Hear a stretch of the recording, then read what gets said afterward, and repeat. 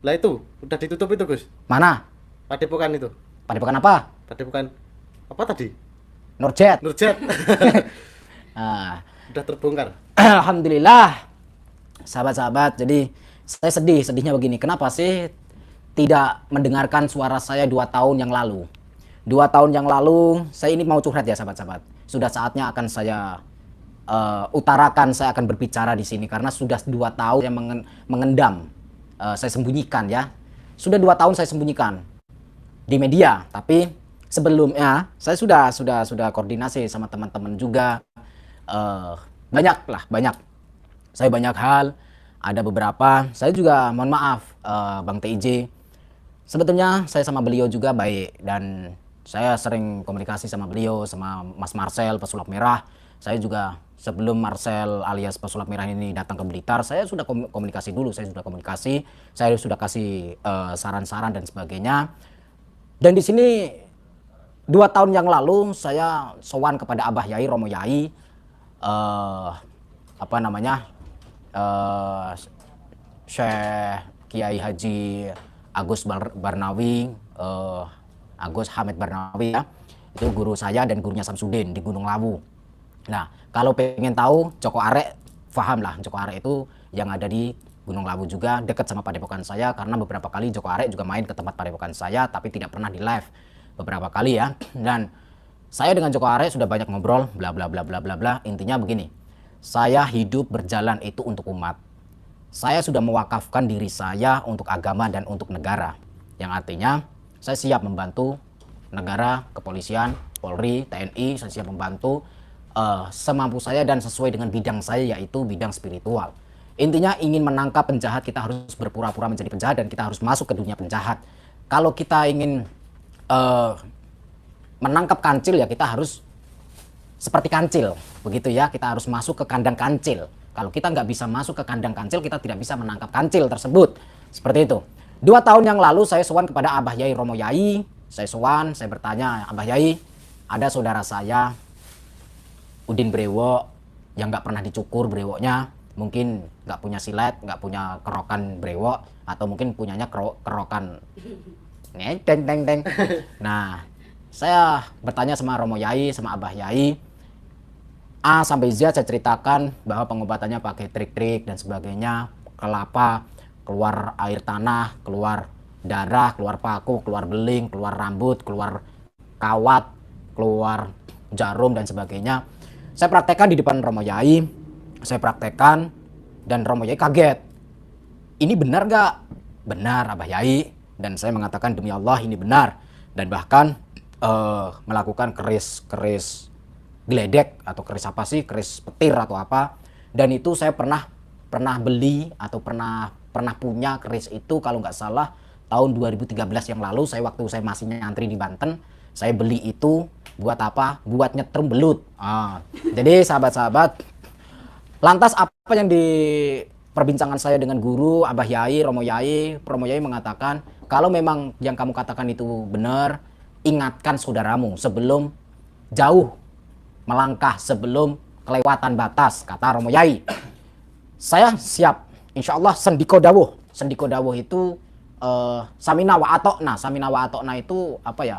Menjalankan perintah apa yang dikatakan guru. Jadi guru memerintahkan saya untuk menegur atau mengingatkan si Udin Brewo ini. Saya telepon 2 kali, tidak diangkat. Saya chat WA, WhatsApp beberapa kali, dan pernah 2 kali untuk supaya mampir di rumah saya, ternyata tidak mampir dan bahkan nomor saya diblokir.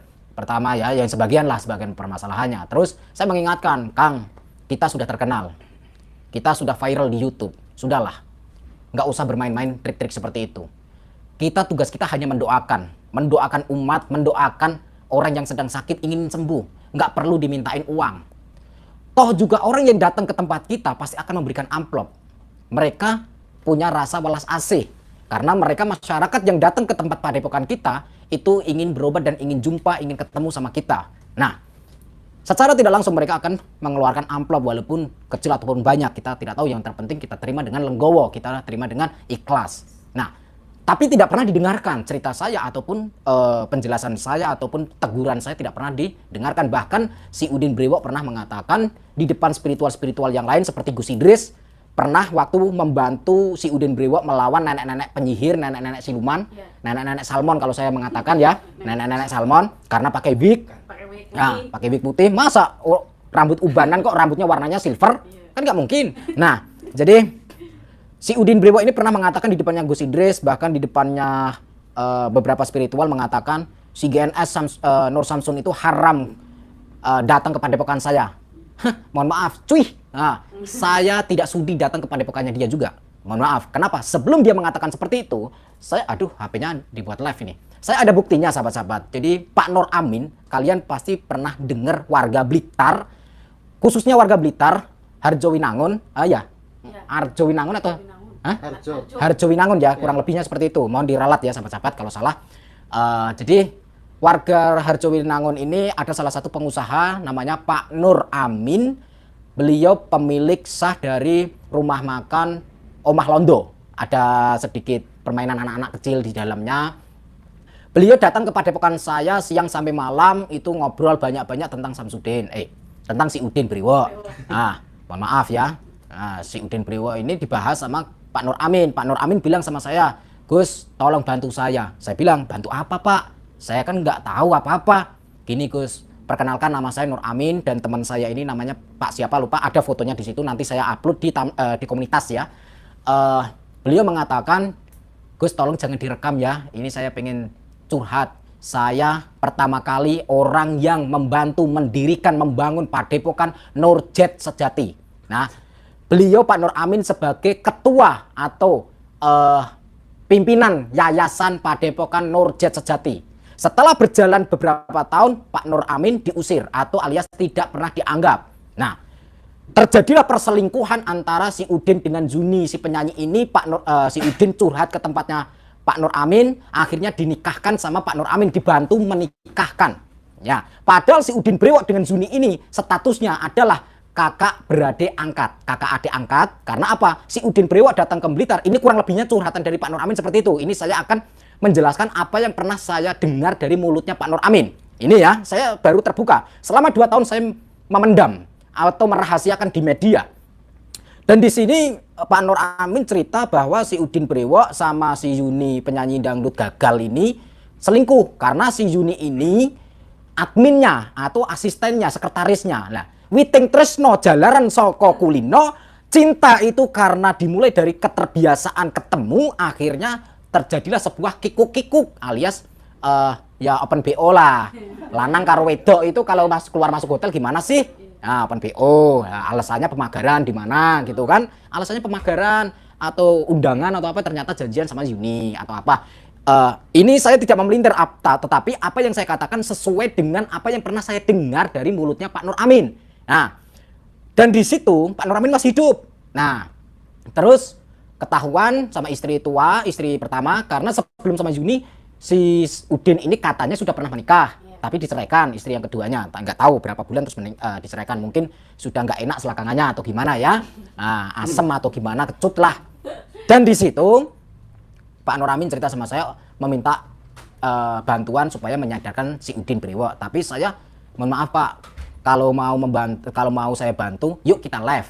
Si Pak Nur Amin tidak berani, nggak mau. Gus, boleh nggak tanpa saya? Saya jangan dimasukkan ke YouTube. Takutnya nanti saya dengan si Udin bermasalah, katanya begitu. Takut berantem lah, takut apa. Pesennya Pak Nur Amin begini, saya masih ingat. Demi Allah, demi Rasulullah, bahkan saya mengatakan demi syafaatnya Rasulullah Shallallahu Alaihi Wasallam. Pak Nur Amin mengatakan, Gus, untuk memberantas tikus tidak harus membakar kandangnya, tidak harus membakar gudangnya. Cukup dibantai tikusnya, gimana caranya? Tanpa merusak kandangnya. Itu. Nah, saya mikir, gimana ya caranya ya? Akhirnya berjalan waktu, seiringnya waktu, saya memiliki ide. Saya memiliki rencana. Seperti itu ya, salah satunya sampai sekarang. Dan beberapa tempo yang lalu, live streaming saya pernah mengatakan, saya berjanji tahun ini, dia akan masuk penjara. Dan itu janji saya. Dan insya Allah Padepokan akan ditutup. Nah, Itu janji saya. Insya Allah tahun ini ya, tahun ini kita buktikan ya, sahabat-sahabat, kita buktikan. Saya mengucapkan, memberikan apresiasi kepada saudara saya pesulap merah, Marcel, dan di sini Anda hebat, Anda luar biasa, tidak sia-sia. Sebelum Anda atau sampean datang ke Blitar, ke tempatnya si Udin Priwo, komunikasi, teleponan sama saya, chattingan sama saya, sebetulnya saya sudah mewanti-wanti atau memberikan arahan kepada pesulap merah juga sebelum berangkat ke sana, atau dikala sampai di sana, temui dulu Pak Nur Amin, nanti Pak Nur Amin akan membantu. Dan alhamdulillah sesuai dengan rencana, dan alhamdulillah beberapa bulan yang lalu sebelum Bang TIJ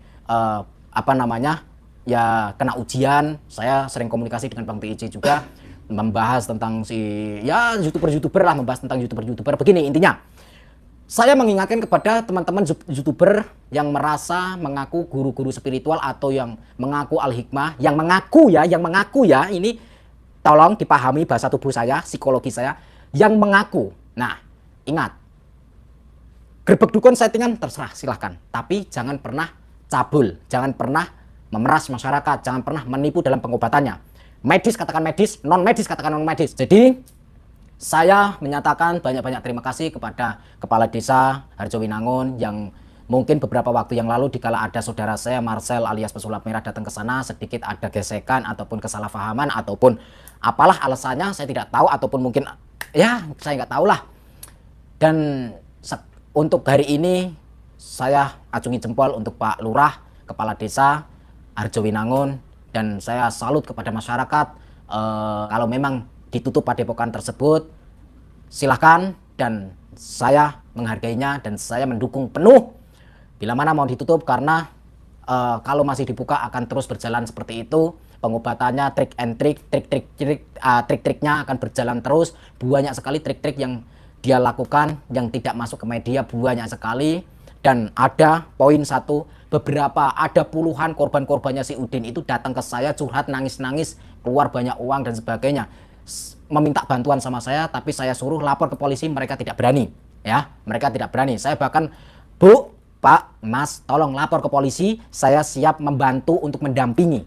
Ternyata masyarakat yang menjadi korbannya si Udin Priwo ini tidak berani melaporkan ke polisi, walaupun saya sudah menawarkan diri untuk menemani atau untuk mengawal. Ternyata banyak yang tidak berani. Adapun tentang saya dengan Samsudin, sebetulnya saya kasihan karena apa? Suara saya tidak pernah didengarkan. Ya, suara saya tidak pernah didengarkan. Mungkin dia menganggap dia kaya, mungkin dia menganggap dia itu tampan, ganteng, keren, mungkin dia menganggap dia itu banyak uang, mungkin dia menganggap banyak istri, mungkin dia menganggap padepokannya besar. Oke lah, is oke. Saya memang bukan siapa-siapa dan tidak memiliki apa-apa ya. Terima kasih dan akhir kalam. Wassalamualaikum warahmatullahi wabarakatuh. Jangan pernah lupa, salam putar tasbih.